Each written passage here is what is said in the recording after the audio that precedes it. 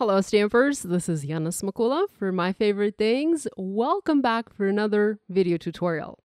I want to start this video differently and take a minute to be grateful for our incredible crafting community, for all the love and support we have from each other, for all the paper hugs and heartfelt messages we deliver with our hobby.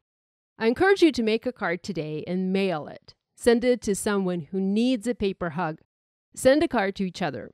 Card making is an amazing therapy, and I am beyond grateful to be a part of this fantastic community. My today's video and card bring a little sanity into my current life, as I am Ukrainian. It helps me to distract from what's happening outside and not read the news for a few hours.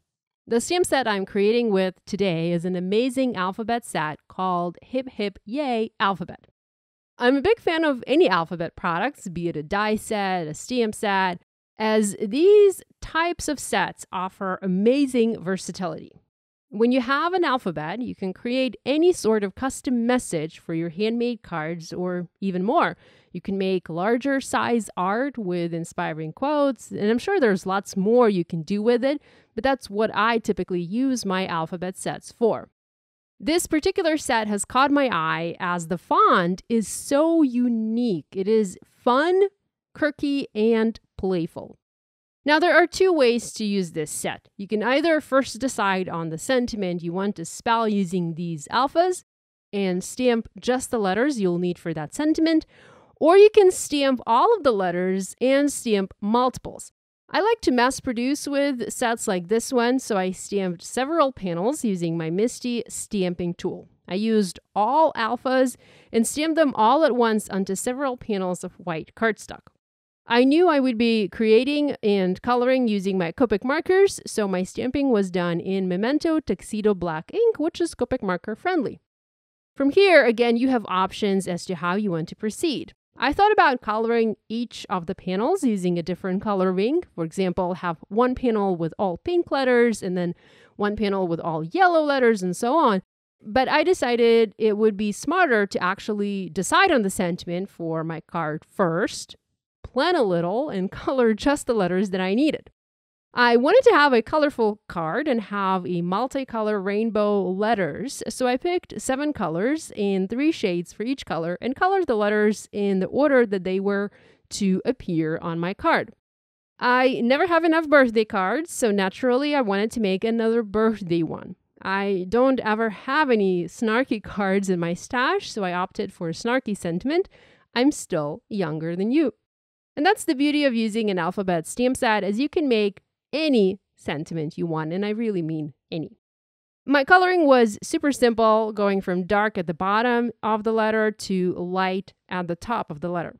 I used RV04, RV02, and RV00 for pink colors, R24, R22, and R20 for red colors, YR07, YR04, and YR00 to color orange, Y35, Y13, and Y11 for color yellow, YG17, YG03, and YG01 for color green, BG15, BG13, and BG11 for color teal, and finally B02, B00, and B000 for color blue.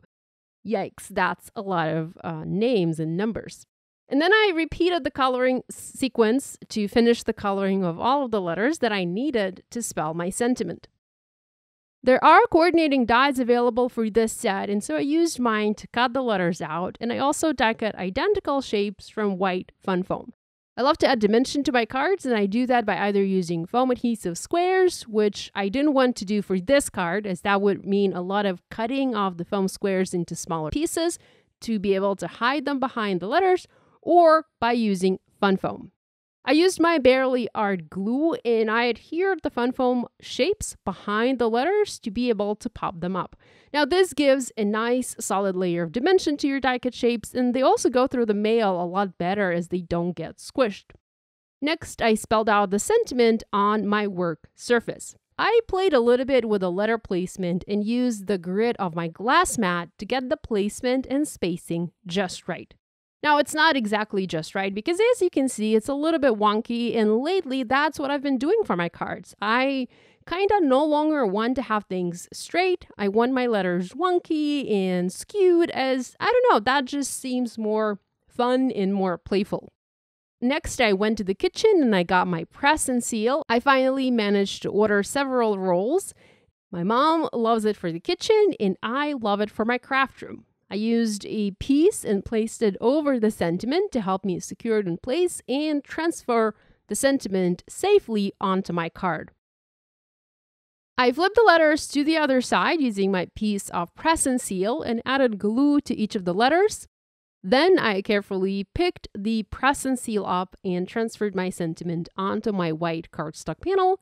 And I can't believe how easy this was. And I also cannot believe my stupidity for not getting the press and seal sooner. It would have made my card making life and probably my kitchen life so much better. So don't be like me. I did place my sentiment slightly toward the top of my panel, leaving room at the bottom as I planned to stamp a sub-sentiment. I trimmed the panel down a little bit, just 1/8 of an inch off. Next, I used a sentiment from the Little Birthday Notes stamp set, and I stamped it in black ink under my main message, and that reads, "Cue the confetti." This is where these itty-bitty sentiment sets come into play. There are so many different little messages that you can use and add under a large sentiment on a card like this. I used several panels of scrap cardstock. I adhered them together and used that to pop the main panel up a little bit on my card base.